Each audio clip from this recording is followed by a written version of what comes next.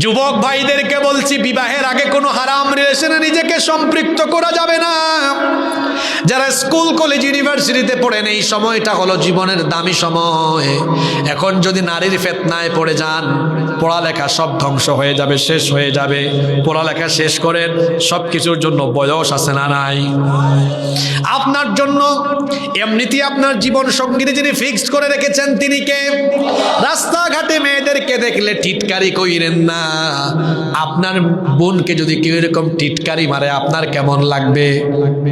এখন কথা বলে না। আপনার বোনকে যদি রাস্তায় কেউ ডিস্টার্ব করে আপনার কেমন লাগবে? তা আপনি যারা ডিস্টার্ব করেন সে কি কারো বোন নয়? এক ছেলে একদিন আমারে বলে, হুজুর আপনি যে কথাটা কইলেন, সব যদি বোন হয় তো আমার বউ হবে কে? সব যদি আমার বোনই হয়, বোনের নজরে তাকাই, তো বউ হবে কোনটা? তারে কি দিয়া বুঝ দিবেন? বললাম বউ হবে যেইটা এমনি এমনি আসবে সেইটা।